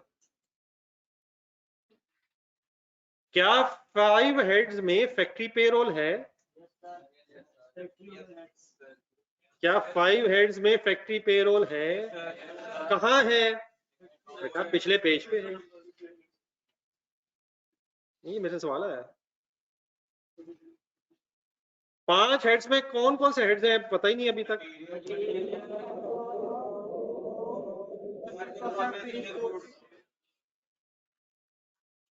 ये online students okay please?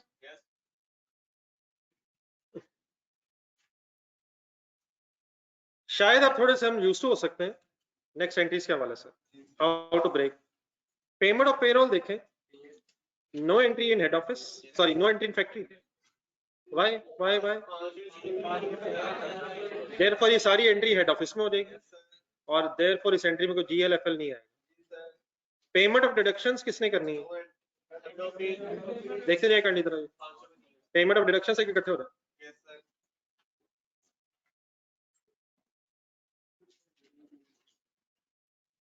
Done है प्लीज। अब डिस्ट्रीब्यूशन वाली एंट्री जरा बेसिक वाली देख के मींस इंटीग्रेटेड जरा ब्रेक बना नहीं आराम आराम से। क्या वर्क इन प्रोसेस का लेजर फैक्ट्री में है? 1400 ये आ गया।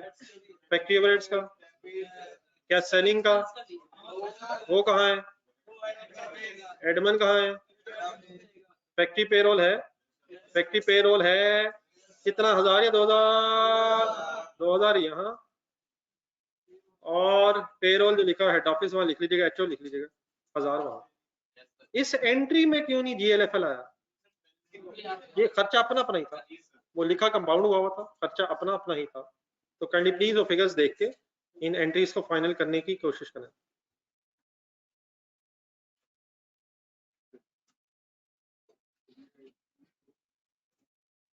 चले बाकी जो रह गए मेरे ख्याल अब कल कंप्लीट करते हैं। आज इस तरह करें आप लोगों ने ये एक तो वो स्टैंडर्ड की एंट्रीज नहीं लिखी हमने 4 to 5 पेज पे था।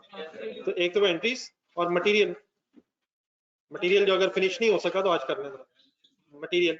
लेकिन एक काम बेटा ये करें, अगर कोई साहब इन दिनों में महसूस करते हैं कि एक्स्ट्रा टाइम है, एक्स्ट्रा मैंने वर्ड जानबूझ के बोला, पहले वही काम है जो इस वक्त मैंने कहा है, इन मासूम कामों को पहले जरूर टाइम दें। हाँ कोई साहब अगर समझते हैं कि एक्स्ट्रा टाइम है और वो कुछ पिछला रिवाइज करना चाहते हैं तो रिवीजन प्लान तो इंशाल्लाह मैं दे देता हूँ। लेकिन इन दिनों में, इन अगले दिनों में आप जो डेफिनेटली मेरे क्वेश्चन पेंडिंग है वो तो अलग है ही अभी 3-4, लेकिन इन दिनों में फिर आपको मैं चंद एक क्वेश्चन बता देता हूँ जिनको अगर आप किसी एक सीटिंग में बैठ के या 2-3 सीटिंग्स में बैठ के घंटा घंटा 2-2 घंटा करके इनको जरा फिर इकट्ठा इसकी दफा रिवाइज कर लेना ताकि नेक्स्ट वीक में फिर हम एक अपनी फाइनल रिवीजन कर सकें। तो मैं चंद एक क्वेश्चन बता रहा हूँ, लेकिन ये प्लीज प्रायोरिटी नंबर 1 नहीं है। पहली प्रायोरिटी ये है जो छोटे से काम है, फिर उसके बाद अगर आप महसूस करें तो आज ट्यूसडे तो मैं 5-7 सवाल बता देता हूँ, बाकी अगर इसके अलावा आप करना चाहें तो आपकी डेफिनेटली चॉइस है। नहीं मुझसे ऐसे पूछा रहता है जैसे सारा दिन एक ही काम करना। जल्दी से जल्दी रिवीजन बनाएं भेज दें।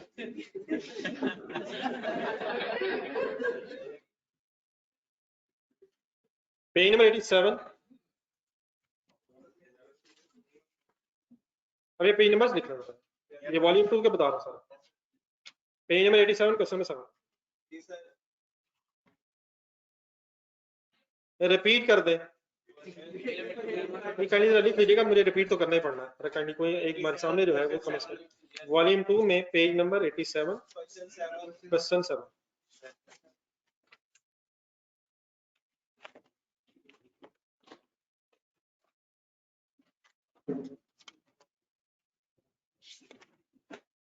Page number 102 question number 3।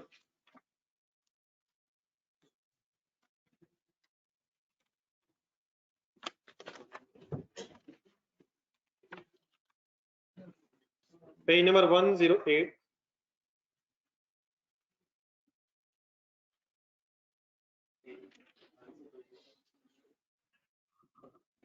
या सॉरी इस तरह कर लो, पेज नंबर 106 एंड 108।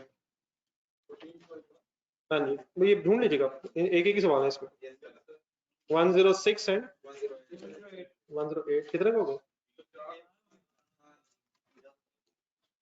नहीं मतलब पूरा वीक में, बाकी अपनी मर्जी। अगर कोई नहीं करना चाहता तो इस वक्त ये जरूरी नहीं है, इस वक्त करने जरूरी नहीं है। किसी के पास टाइम हो, पिछली रिवीजन करना चाहे तो मतलब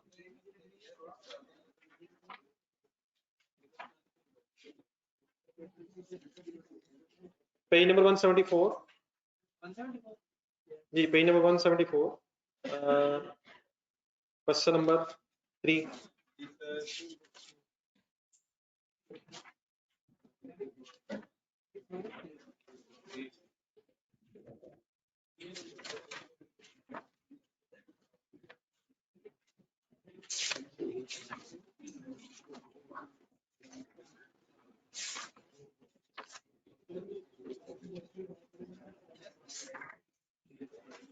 page number 255,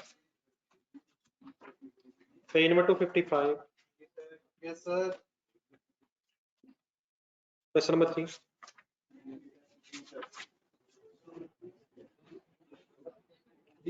question number 3, page number 320। एक ही क्वेश्चन है वैसे, अब अभी नंबर नहीं लिखा। Page number 320।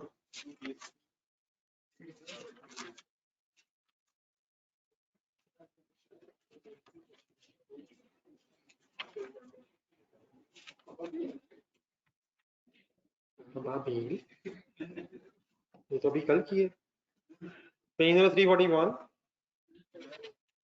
जी केमिकल्स।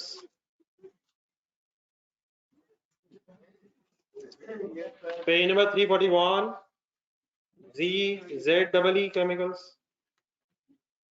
344, मज़ाहिर पाकिस्तान।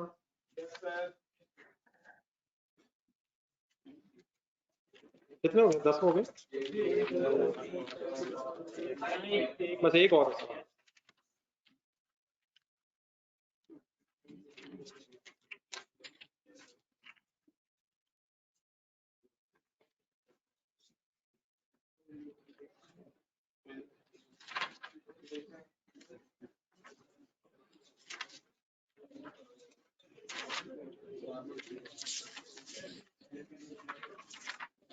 बल्कि माजर के साथ 11 हो सकते हैं।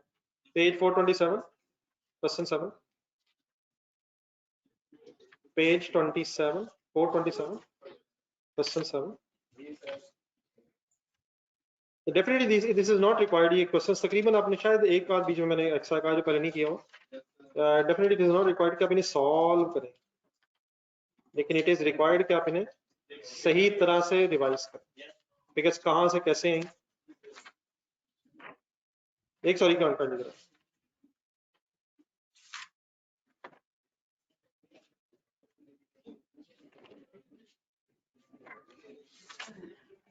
पेज नंबर 402, एक पीछे है जरा, 402, क्वेश्चन नंबर 4। जी जरा मुझे जरा पेज नंबर बता दो। 87 से पेज नंबर एक कोई बता दो। 87, 102, 106, 108, 255, 320, 341, 344, 402, 47। जॉनसन ठीक है। पहली प्रायोरिटी प्लीज वो मटेरियल और इस तरह की छोटी चीजें कर। अल्लाह हाफिज़। जर्नलिस्ट आपका तो नहीं बड़ा तो क्वेश्चन रहेगा।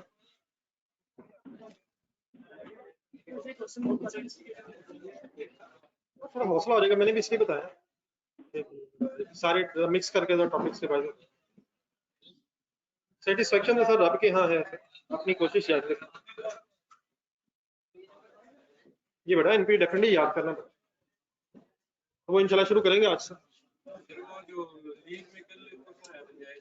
राइट ऑफ यूज एसेट को जब डिप्रिशिएट करते हैं उसकी रेजिडुअल वैल्यू लेंगे कि गारंटी जी गारंटी रेजोल्यूस कर उसमें आएगी नहीं सर, प्रेजेंट वैल्यू में ऑलरेडी नहीं आएगी दिस पेमेंट की प्रेजेंट वैल्यू निकाल राइट ऑफ यूज एसेट को डेबिट इसीलिए तो उसको डेप्रिशिएट नहीं ना करेंगे, लीज लायबिलिटी में भी तो आ रही होगी, एंड में एसेट में से भी बच जाएगी, निकाल के करना है। माइनस करके जब करेंगे ना तो एसेट में भी उतना डेप्रिशिएट नहीं होगा और उधर एंड में लीज लायबिलिटी भी बच जाएगी, फिर वो एंड में डिसाइड होगा कि अब इसका करना है। और सर दूसरा क्या कहते हैं सोल परचेज ऑप्शन के बारे में नहीं बताया हुआ था, इसने कहा था सोल कहाँ किस क्वेश्चन, कल जो टेस्ट क्वेश्चन है वो तो मेरा सिंपल ही था, मेरा ख्याल है। उसमें तो परचेज ऑप्शन तो नहीं उसने कहा सोल का, इसको हम मैंने कहीं नहीं सोल्ड मेरा ख्याल है ये तो सर्टेन होगा वो तो मेरा ख्याल है क्या वर्ड है उसने कहा था सोल था, फिर उसके बाद ये भी नहीं कहा था कि रिटर्न होंगे कि नहीं होंगे, देखिए सर्टेन होगा।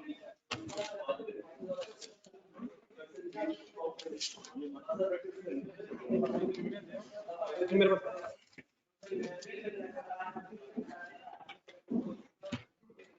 जर्नलिस्ट आपका तो नहीं कोई क्वेश्चन लगा,